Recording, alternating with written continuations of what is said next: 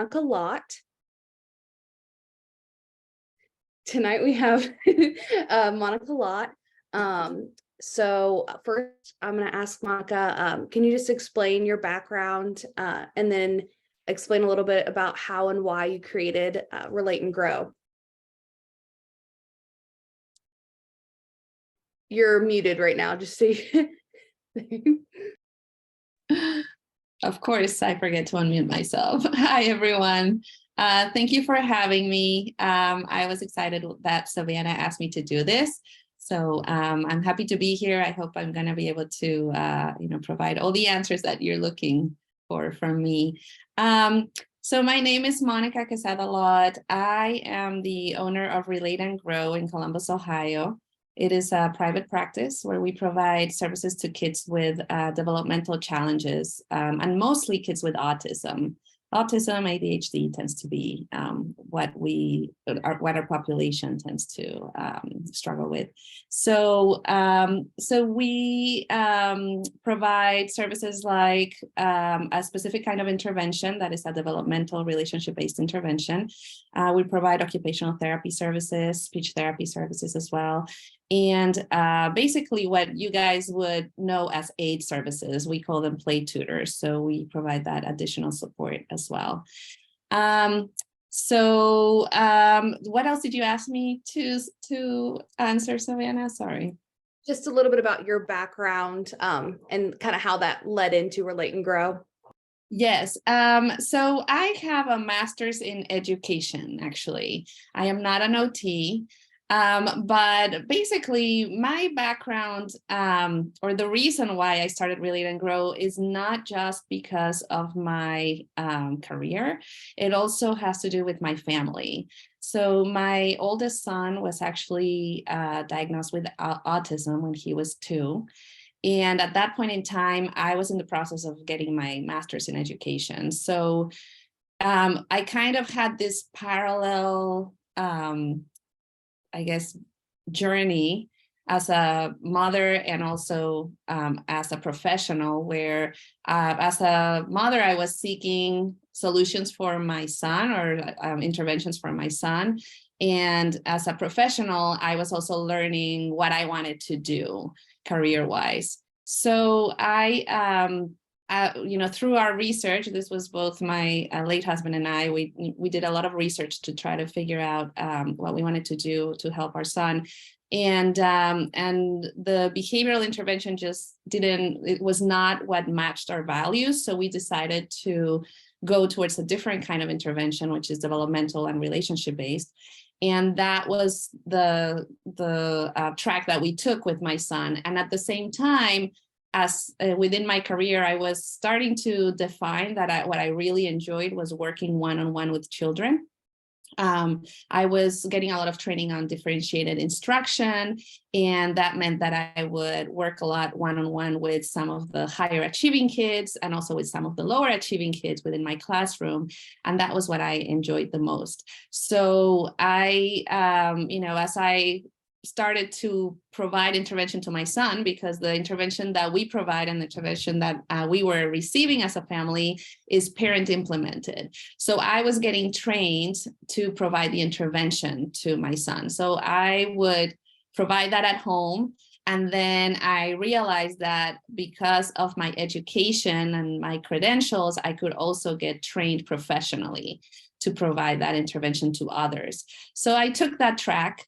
And I got trained professionally as well, and then decided that it was the type of intervention that we do was not available in Columbus, where we live. We used to have to travel to Michigan to get trained. So I knew that there was a lot of need in our area. There were a lot of families that were, asking about it, and they were a lot of our family members and friends of our family were interested in other alternatives as well, and they knew that we were doing something that was different than what was offered at the time in this area. So I thought, why not offer it professionally as well?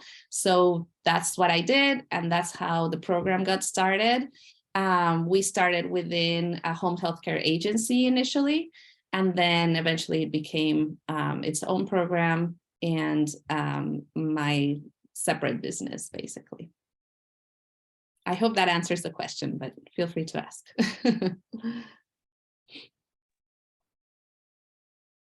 Yes, definitely. Ryan, do you want to ask a couple questions?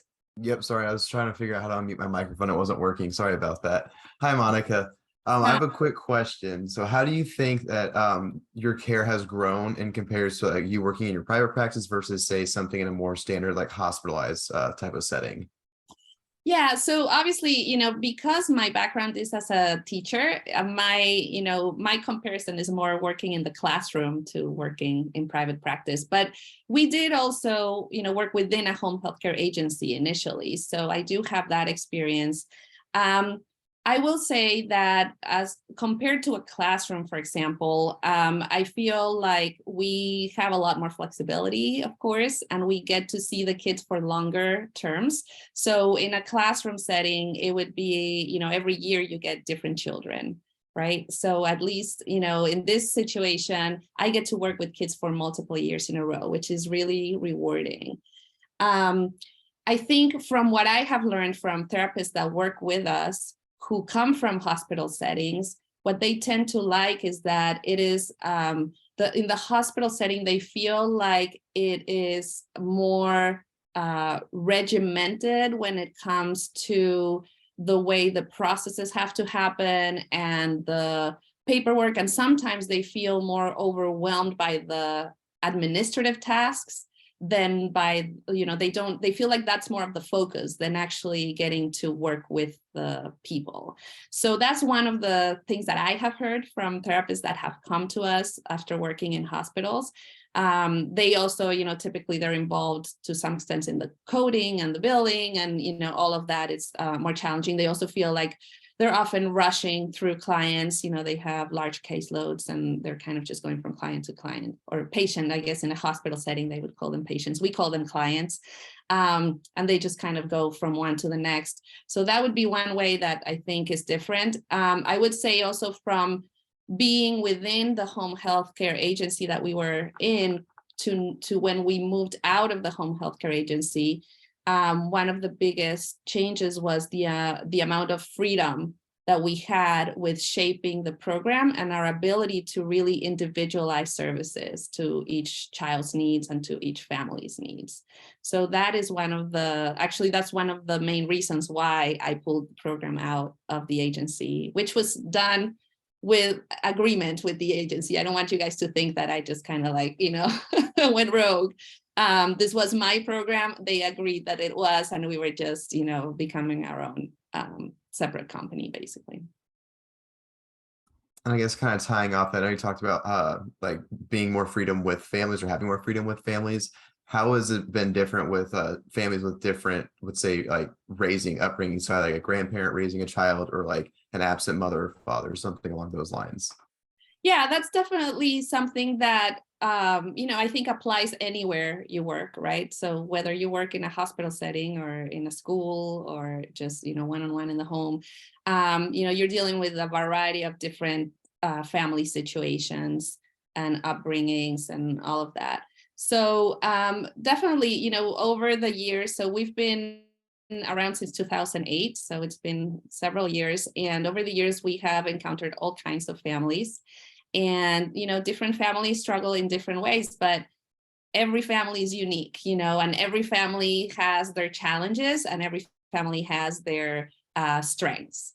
So that's, I guess, the way I look at it. Some families, you might have some families where grandparents are raising the child, but maybe, it happens to be that those grandparents are actually really available to the child, right? So on the one hand, you don't have the parents involved. Sometimes it's due to, some parents, in one case, for example, they were, drug addicted. And so, the grandparents were raising the children, things like that. So the parents might not be in the child's life, but you have these really committed caregivers that have possibly more time than when we have sometimes parents who are available, because mostly parents are still working full time in many cases. Or you might have a single mom that is raising a child alone, and then, you know, they have very limited time available. And they might have babysitters that are involved in caring for the child. We will work within any kind of situation that we encounter. And we're always very aware of what the family circumstances are, because we work with the caregivers directly. We're training the caregivers to provide the intervention most of the time. So we are very aware of what that family makeup is. And we basically just individualize our services, not just to the child, but to the family as well.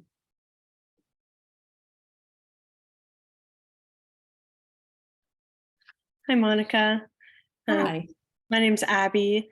Similar to what Ryan mentioned with family backgrounds, we've learned a lot about cultural humility in our education and here in our COTAD chapter.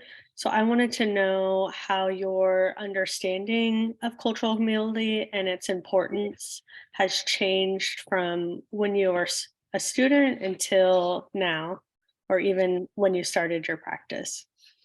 Yeah, I think I have a little bit of an advantage when it comes to that. I think that I am actually not born and raised in the US.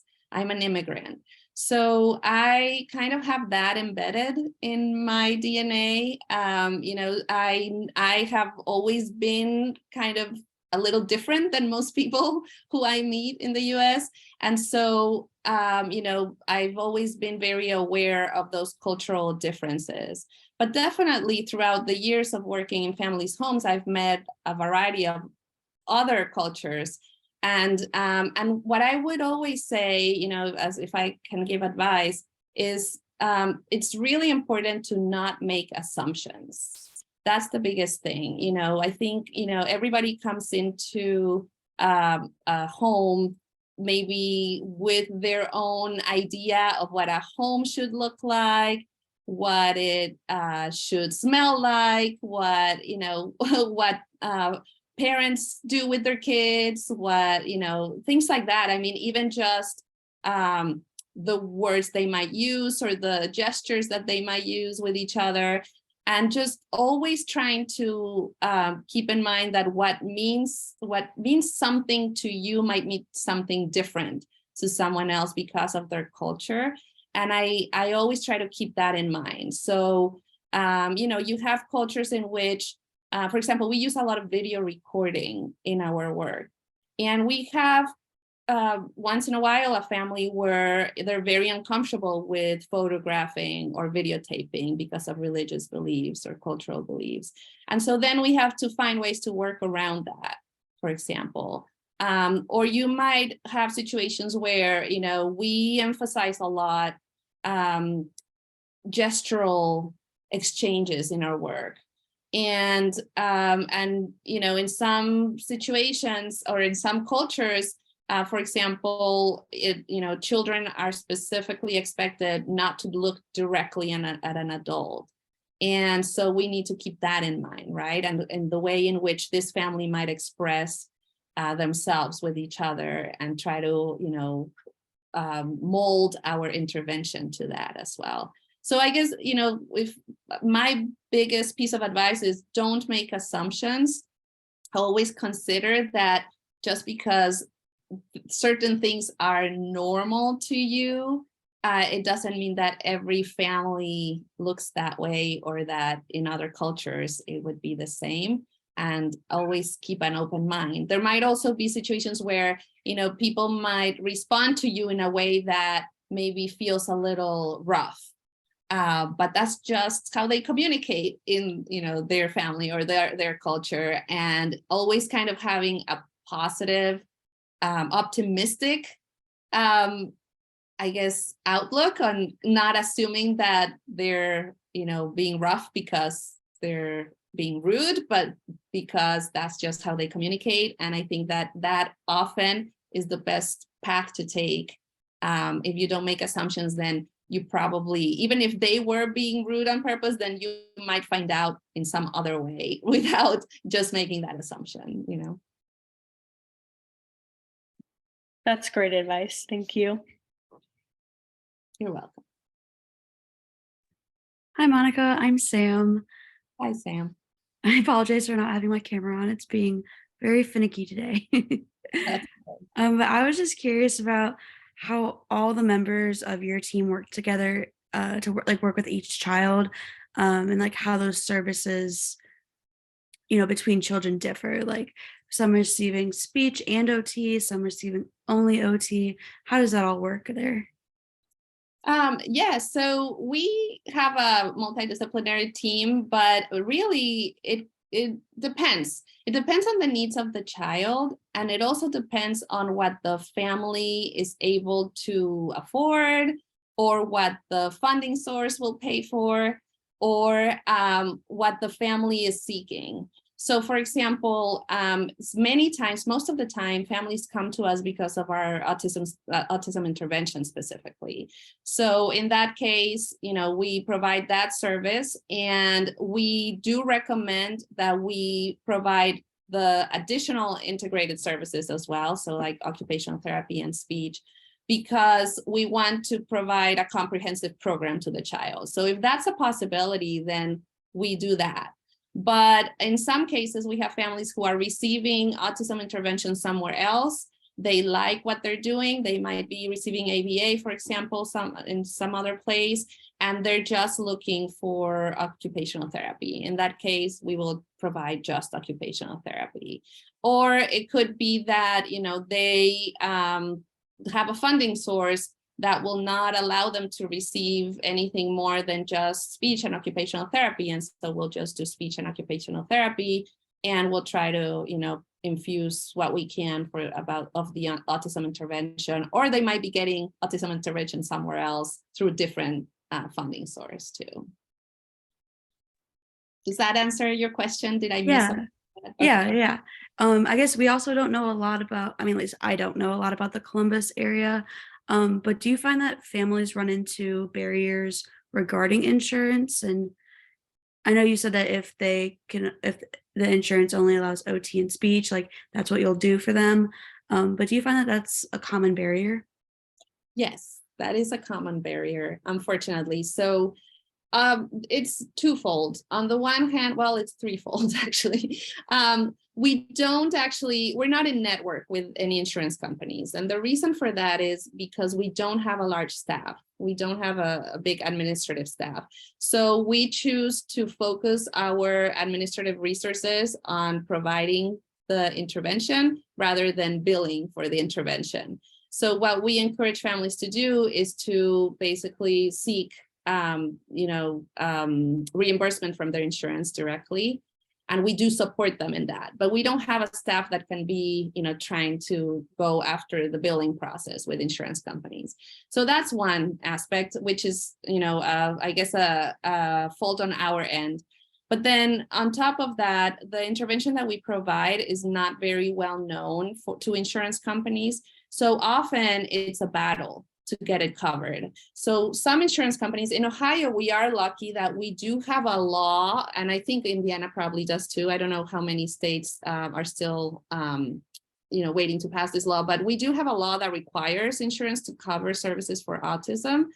So that should be really simple, right? But unfortunately, most insurance companies take that to mean ABA specifically. So when a family tries to get coverage for our kind of intervention, there's always an education process, and it's a fight. So unfortunately, we don't have the staff to take on that fight every time we get a family, and it kind of falls on the family's hands. So that can be a challenge. Thankfully, occupational therapy and speech therapy tend to be pretty straightforward with insurance companies because, it's OT, speech, it's nothing different to them. So that tends to work okay for them. And with insurance companies. And there was something else, I think there was something else I wanted to mention about that, but I'll think about it as we talk. I forgot. That's okay. Thank you. You're welcome. And my last question for you is, can you offer some words of wisdom for us, fellow OTs, upcoming OTs, and maybe like why you think it's a really good idea for us to pursue a career in pediatrics or home health, or, Mhm. why you love it so much as well. Yeah. So I know that, for many therapists, like their goal is to be in a school district or be in a hospital, like, or a clinic setting. I often hear that from recent graduates. They're kind of like, that's, where they want to be. But I think that home care is underappreciated. What I find is that working with families in the home is a lot more rewarding because you really get to know the child's or the person's environment and their family or whoever they interact with. We also provide services within community settings. So we have, our therapists will go with our clients to different locations that they like to go to. So to a park or, to the grocery store, things like that. So we get to really embed ourselves into their life. And honestly, when you think of occupational therapy, I think that's crucial, right? So you can be doing lots of work within a clinic setting, but you have very little control of how that's going to translate into the actual life of your patient. If you're working with them in the home or in a community setting, you get to actually help them infuse these strategies or these skills that you're helping them build into their actual environment. And I think that that's the ultimate goal. So to me, this is really where the work should be. And obviously, I feel passionately about that. That's why we do it the way we do it. But to me, there's nothing like working with a patient in their actual environment. That's one thing. Another thing is the relationships that you build. I think that when you work with someone in their home, you are just immediately creating a different kind of connection with that person versus when you're working with them in a hospital or a clinic setting. You're really getting to connect at a different level. Often our visits, we don't do anything under an hour. So our visits are longer than a typical session, in a hospital. Many times a session in a hospital is 30 minutes, maybe 45, sometimes an hour, but in general, we don't do anything less than an hour. And so, you're really getting that time to really work in depth with that person. I wrote a few things down because this is a thing that I'm very passionate about. Also, I think, obviously everybody has their preferences, but the reason I work with children is because I was already interested in child development to begin with. But also, I think that children are fun, like you actually get to do really fun things with children. And I think as an OT, you get to do even more fun things with children. As a teacher, a lot of the times we're expected to do some academics and things like that. And we do, and I enjoy doing that part of my job as well. But as an OT, you can really be creative and you can be very playful. And I find that if I were to go back to school, I would probably get an OT degree because that, is really what meshes really well with the kind of intervention that we do. And it can be really fun. So that's one big thing that I find. You can play in a clinic setting too, but there's nothing like playing in the child's backyard and playing in their living room with their own toys and having more variety in the things they like to use and being able to, to see what they gravitate to naturally versus you pulling out activities in a clinic setting. I also think that you get to see the child or the patient interact with people in their family. I think that can be very helpful in helping you connect with that patient, but also, it can also put that patient at ease, especially children. If you're seeing them in their home, they're probably less anxious or less stressed. For some kids with autism, sensory processing can be a challenge. If you're in a clinic setting, there's less control over their environment for them. You might have more control over the environment, but for them, it feels more foreign. When they're in their home, they can be more relaxed and you might be able to get more out of them. I also think that most of the time in home care and also in a clinic setting, I guess, not so much in a school, but you can get to work with children for multiple years. And there is nothing like being able to have that follow through and be able to see their progress over time. It's one of the most rewarding things for me. I have children that I started working with when they were 13. One of my first kids that I work with, he was 3 when I started working with him, and now he's 15. And so I have really been able to see how far he's come, during that period of time. I know that's a really long time. Most of our kids don't stay with us for that long, but, even if you just get to work with them for 3 years in a row, it can be, really rewarding to be a part of that whole progression. And I would also say, in general, because obviously I work with kids, and again, one of the biggest reasons to work with kids, I think it's really fun. And you also get to possibly change that child's trajectory.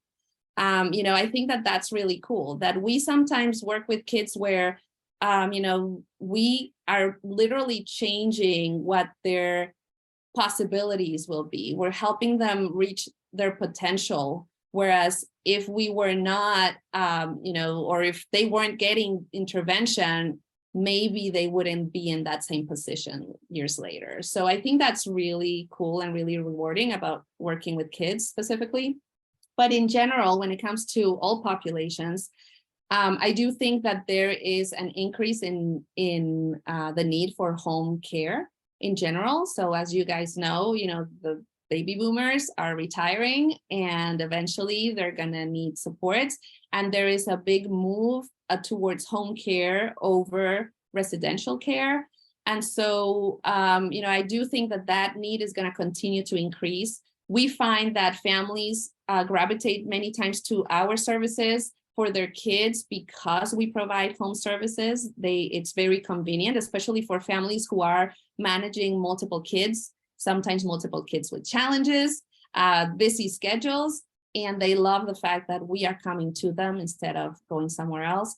Or taking their child somewhere else. So to me, that's, one of the big reasons why you guys should consider home care as well. I think there's going to be a lot of opportunities there. Thank you so much. You're welcome. So you brought up a good point that I kind of want to draw out a little bit more. So with working in a home setting, how do you see parents or caregivers following through with the recommendations more that you're giving or that consultants are giving the families? How do you see more follow through with recommendations because it is a home setting, rather than when you would maybe when you were working in a school setting and recommending that families or maybe teachers implement things? Are you seeing a lot more follow through with the recommendations? So it really varies, and it's hard for me to answer that question because I do also do something called teaching play where I train teachers in the classroom. But most of my work has been in the home with families. So I don't know that I have a really great point of reference. And it varies from family to family. But in general, I would say that, yes, when you're going into their home, you're more likely to, influence how much they actually do follow through with your recommendations, especially because you're getting to model for them right there. Now, keep in mind that what we do is specifically a model where we're training the parents, right? So that's our autism intervention. It's called the Play Project, or it's also a DIR floor time intervention. I don't know if you guys are familiar with that, but that is specifically what we're doing. When we provide occupational therapy, not all of our occupational therapists are trained on this intervention model. So sometimes when it's occupational therapy on its own. They're just going in and working with the child. They're not necessarily training the families to follow through. So there's, it's kind of two different services there. But from my perspective as a consultant that trains parents, to implement the intervention, yes, I feel like when we're in the home, we're seeing more implementation, mainly because we're modeling directly with the child's toys, within the child's environment.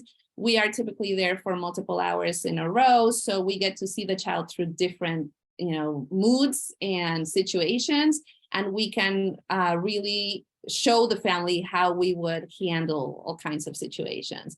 So then, they feel more confident, I think, in applying those strategies.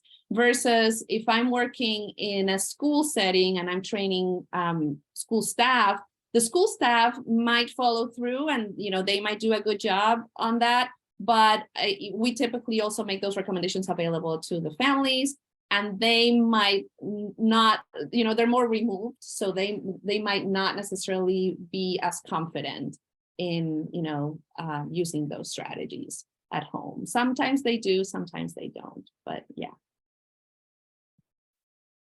And to piggyback off of you mentioning about being the play consultant and doing your teaching play, as when we graduate with our degrees, we would be eligible at that point to get training and become play consultants.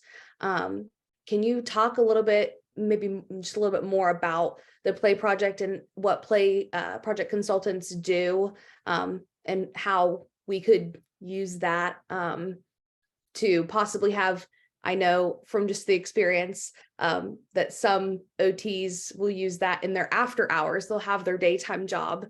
So the benefit of possibly having a job in a clinic during the day and then doing this at night. So kind of just how that might work. Yeah, absolutely. So, so the play project is actually a DIR intervention. It's a parent implemented developmental individualized relationship-based intervention. So the DIR floor time model is kind of this umbrella that the play project falls into. And what we do is we train the parents to provide intensive intervention to their kids. So instead of, paying someone to come in and do 40 hours a week of some other type of intervention, they are the ones who are putting in that time. And we actually only ask for 15 to 20 hours a week. So we go in once a month and we train the family on how to do this kind of intervention. And then we videotape part of our session and we take that back with us. And 2 weeks later, we provide the family with a video review that tells them what's going great, what things they could change, just gives them a lot of recommendations.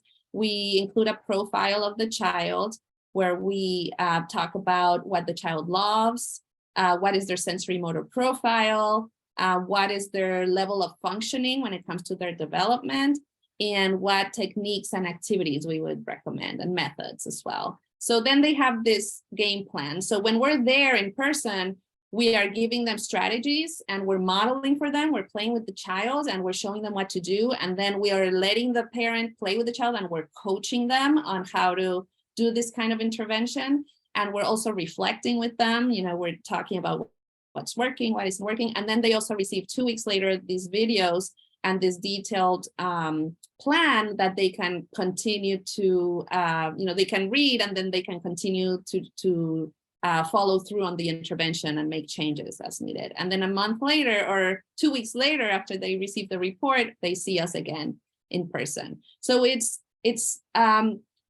not intensive in the sense that we're there all the time. It's intensive in the sense that the family then is required to provide 15 to 20 hours of intervention per week to the child. So we go in, we train them, then the family provides intervention, and then we train them again, and the family continues to provide intervention.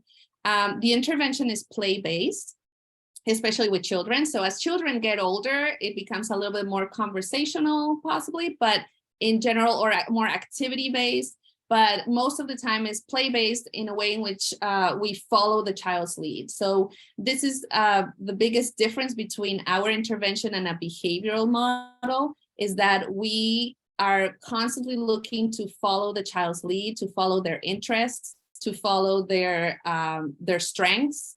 And we are constantly considering their sensory motor profile and other individual differences. So we look at how they process information, how they take in the world through their senses, how they make sense of that, and how they respond to sensory input. And we take that into consideration as we are working with the child. And the biggest piece of it is that our main goal is to develop a strong relationship with the child. So whereas in a behavioral intervention, the focus is on teaching skills, in our kind of intervention, our focus is on building a strong relationship. So then we can work with the child on moving them up a developmental progression that we call the functional developmental levels. I hope that makes sense and it's not too detailed too. But the biggest thing is that a lot of it is play-based and that it's actually really fun. One of our biggest roles is to help the child have fun, because if they can have fun with us, then they learn that relationships are valuable and that it's worth it to be connected. And then we can help challenge them a little bit. Once we have that connection, we can move them forward a little bit more easily than if we're just kind of teaching skills and drilling them on skills. Training, that was the second part to your question, right? So I actually, because I knew you might have interest in this, I pulled up, let me share. Can I share my screen? Do I have permission to do that?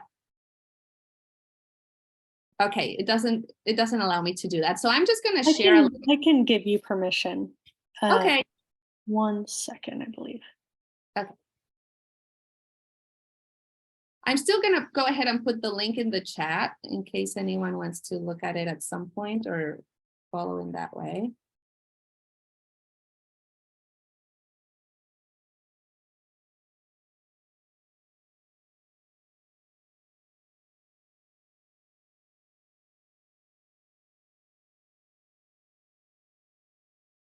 Are you able to share now?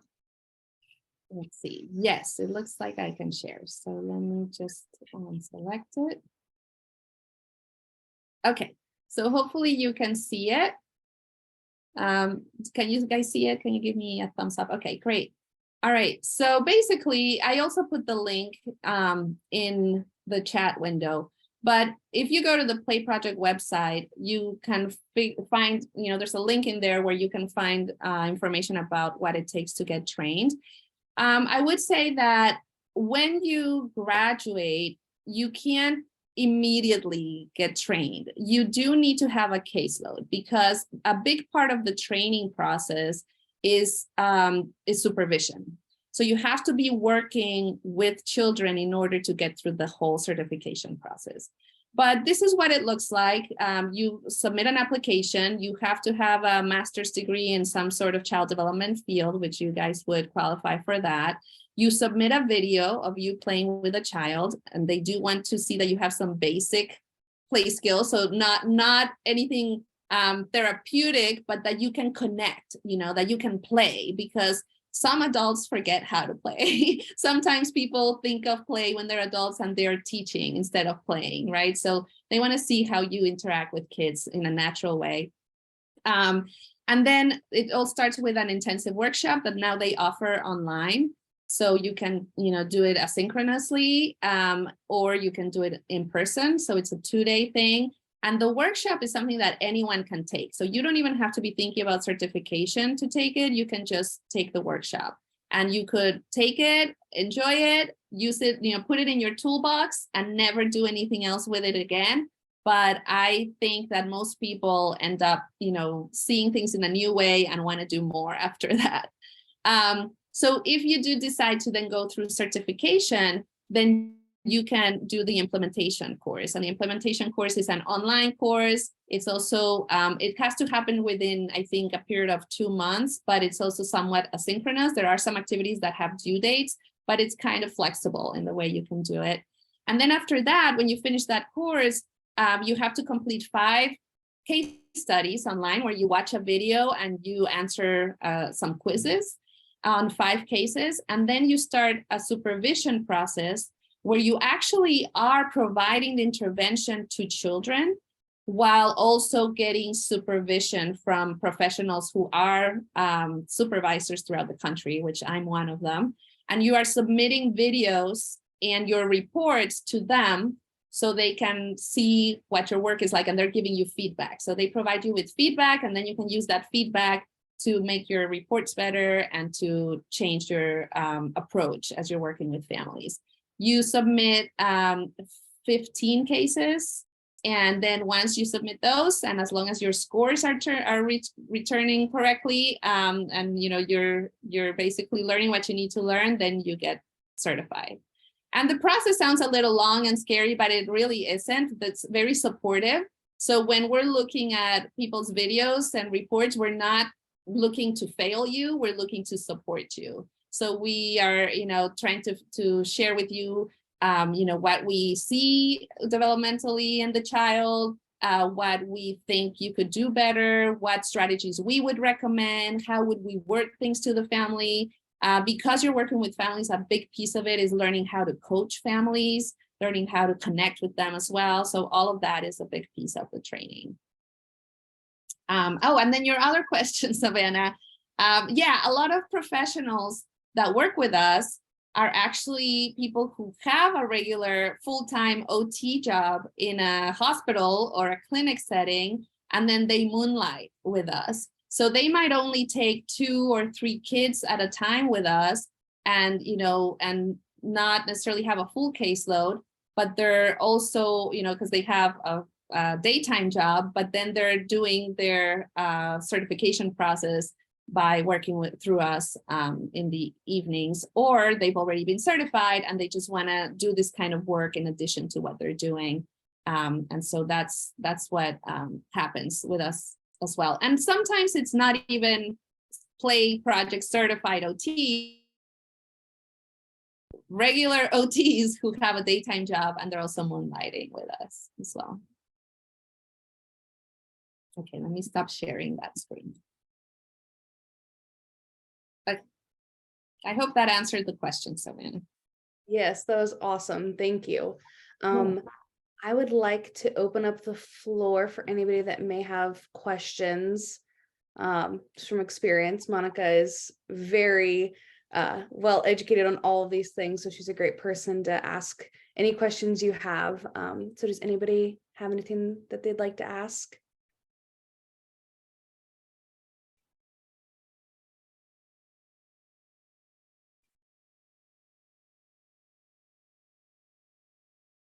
All right. Well, I just want to thank you so much, Monica, for getting on here and sharing your expertise and all about Relate and Grow.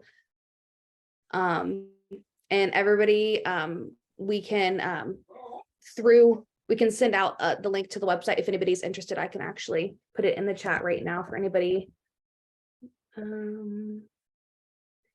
So that is the website for Relate and Grow. There's a lot of great things on there. And then also she shared the Play Project link about becoming a consultant.